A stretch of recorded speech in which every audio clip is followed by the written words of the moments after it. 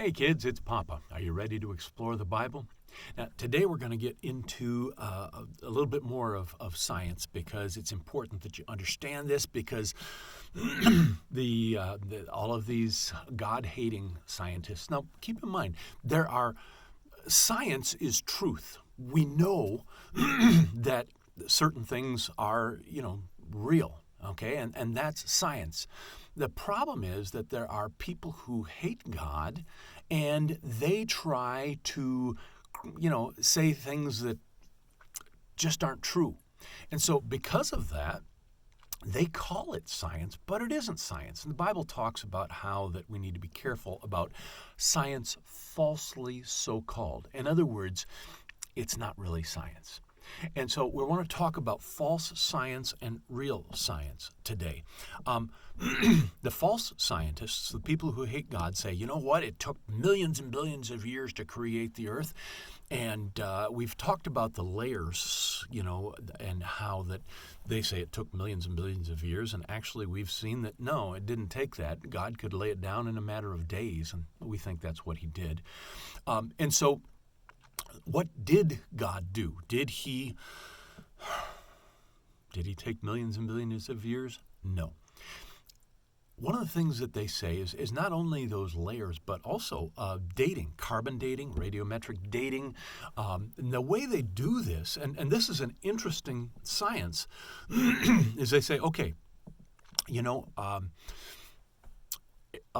there's carbon in all life, and whether you are a cow and you eat grass, which is carbon, and then that comes into your system and you're made up of what you eat, and so cows have carbon in their bones and everything. And then you say, well, what if I don't eat plants? Well, you eat animals that do eat plants, and so you have all this carbon in your system. Well, when you die and your bones get buried, and let's say some dinosaur died and his bones got buried, and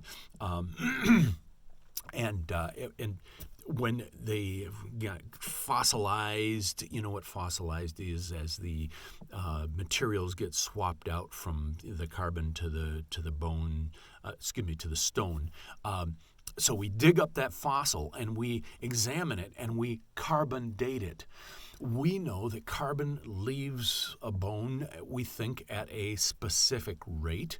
And therefore, if you've got 100% of carbon here, and 100 years later you are down to 50% carbon, then that is the half-life. Okay? Well, then another 100 years, there's another half-life. Well, does that mean that we lose the other 50%? No. It means you only lose half. So in other words, that would be 25%. And then the next 100 years, you would lose 12.5%. And then the next 100 years, you would lose 6.25%. And so throughout all of history, you would be losing half, and it would get smaller and smaller and smaller and smaller. And so they say, you can take a look at how much carbon is left, and that way you can see how long it took.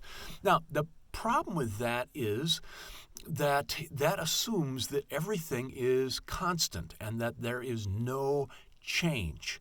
Well, we have seen throughout history that there are changes, and there's changes of environment, whether or not a fossil is buried in one type of sediment or another type of sediment. And we know that there are changes in the radiometric system according to where it's buried and whether or not it has access, and just all kinds of changes there.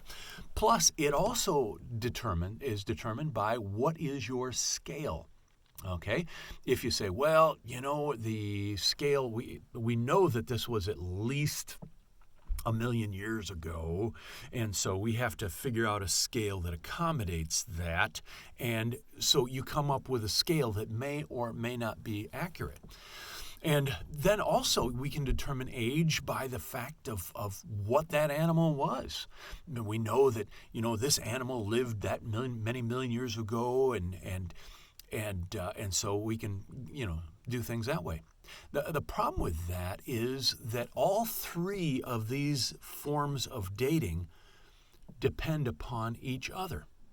carbon dating, stratification or the layer dating, and then the type of animal dating all depend upon each other.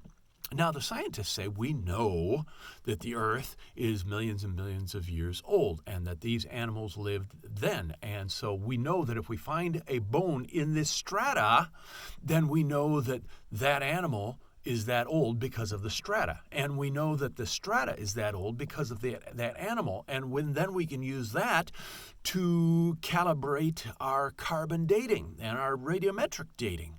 And all three of these things depend upon each other. Now, if I were to ask you kids, wait a minute, who spilled the water?